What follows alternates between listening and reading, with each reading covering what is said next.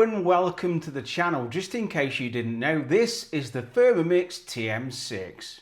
If you're a regular to the channel, you'll know that I love mine and use it almost daily. It almost always comes up trumps, but I must confess there are one or two recipes that haven't quite met my expectations. We are still in the thick of winter here in the UK, and one of my favourite comfort recipes is lovely creamy mashed potato. I've tried this a few times in the Thermomix, and although it tastes okay, it turns out a little too gloopy for my liking. However, I have refused to give up, and after a lot of experimentation and a bit of messing about, I've managed to come up with a very respectable recipe for mashed potato in the Thermomix. So without further ado, let's take a look, but very quickly before we move along, if you haven't already subscribed, do consider clicking that subscribe button to help me reach that magical 10,000 subscribers. I really appreciate the support. And if you enjoyed the video, just remember to click that like button, as it really does help. Also, where in the world are you watching this video from?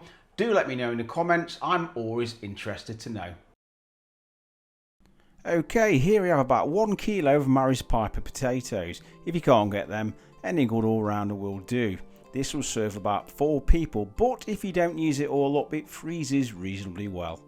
It's extremely important that we cut our potatoes as equal sized as possible. This will ensure that they cook evenly. Cut your potatoes lengthways and then into small discs, as I'm showing now. Okay, fellow Thermie fans, I find that the Thermie works best for mashed potatoes. If you're new to the TM6, like you've had it for Christmas for example, and you haven't used this function yet, this is a great opportunity to try it out. Add roughly half of your potatoes to the bottom bowl, try not to overlap, and spread on an even layer, and add a pinch of salt. Now you will lose a little bit of salt through the bottom vents, but hey, I'm not worried. Next we'll add the middle Thermie layer and the remaining potatoes. Just repeat the same step, remembering to add the salt. Put on the lid and we will transfer carefully over to fill the Thermie. Next we'll select the scales function and we'll add 1.2 kilos or 2.6 pounds in weight of tap water. Now we'll pop on the lid minus the measuring cup and add our Thermie tray. Next we'll select the Thermie mode, speed 2 and a timer for 35 minutes. We'll begin the proper timing once the water is up to temperature. I find this works much better. My water is now up to temperature signaled by the middle dial. Now it is, I'm going to set my timer for an initial 20 minutes. Before we continue, here's an important news flash from Richie the Foodie. Now as a benchmark, I set my timer for 20 minutes. That's because I know this variety of potato and I've used it before using this method. Depending on the variety of potato which you use, your timings could differ, so I do suggest that you start checking your potatoes from between 10 and 15 minutes onwards to prevent a possibility of you overcooking them. Once you've cut this recipe a couple of times and you stick to the same variety of potato, you'll soon get used to the timings. 20 minutes are up and it's time to check. If this is the first time you've used the Thermie, do be careful when removing the lid due to hot steam. This is an extremely important stage of the recipe. If your spuds are undercooked, you'll have to over whisk them, which will cause them to go gloopy. Try them with a cutlery knife, there must be virtually no give. As you can see, mine aren't cooked enough, so I will continue to cook for a little longer. I'm figuring that these will take about an extra 6 minutes to get cooked through. From experience, I can literally tell by eye that these potatoes are cooked. They've changed colour and consistency. As you can see, there's virtually no give when inserting a cutlery knife. In total, these took 28 minutes to cook from when the Thermie was up to temperature.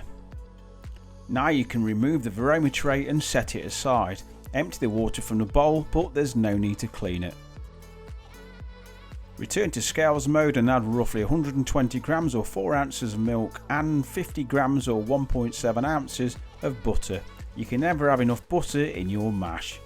Next we will heat that at 70 degrees Celsius or 158 Fahrenheit for around 2 to 3 minutes until melted and combined. Next we'll add the whisk. And of course the potatoes, which have been waiting patiently, and also a pinch of salt. This is the most critical stage of the recipe. Do not over whisk the potatoes and undo all of your hard work. It's safer to do so in 2 to 3 second bursts at speed 4 and keep checking in between. I'm checking here with my big arm in front of the camera and it's not quite ready yet. It's time for another 3-second burst. Testing again, and you have Cook's promise that I'm using a clean spoon. Almost there, but it just needs another little burst. 3 seconds later and my mash is exactly where I want it. Almost perfect consistency and lump free.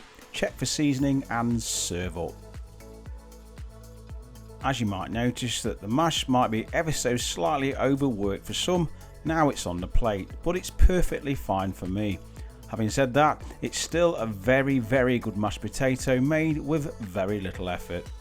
Thank you so much for taking the time and watching my video. If you enjoy the content, do like and subscribe, and I'll see you next time.